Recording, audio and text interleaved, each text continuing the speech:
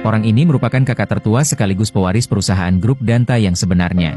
20 tahun lalu, perusahaan keluarga tersebut telah dikudeta dan melengsarkan pemilik aslinya, membuat kakak tertua dan ke-11 adiknya harus mengasingkan diri ke berbagai negara demi alasan keamanan. Menyamar sebagai warga biasa, kakak tertua berencana untuk mengambil alih kembali perusahaan milik keluarganya. Namun, ia harus menemukan ke-11 adiknya yang terpencar di berbagai negara. Kakak tertua pun rela tidak tidur berminggu-minggu untuk mengumpulkan informasi tentang saudara-saudaranya. Suatu hari ia sedang berjalan untuk mencari warung terdekat, yang secara tidak sengaja membuat kakak tertua bertemu dengan salah satu adiknya yang sudah memiliki seorang bayi. Tanpa pikir panjang, kakak tertua pun segera mengajak adiknya untuk mencari saudara yang lainnya. Setelah 1 tahun, misi pencarian pun menemukan titik terang. Adiknya yang pertama secara diam-diam menjadi agen rahasia negara yang menyamar sebagai pramugari. Di sisi lain, ketiga saudara kandung lainnya dengan sukses mendirikan bengkel ketok magic yang melayani orang-orang terkaya di negaranya. Sementara, kedua adik lainnya adalah dokter di rumah sakit militer yang sedang terlibat dalam peperangan. Dengan kemampuan khususnya, dokter itu dapat memutarbalikkan lehernya 180 derajat untuk mengelabuhi musuh di medan perang. Saat hendak memarkirkan mobil di hotel berbintang miliknya, kakak tertua secara tidak sengaja melihat 2 orang security yang sedang mengatur lalu lintas. Namun siapa sangka,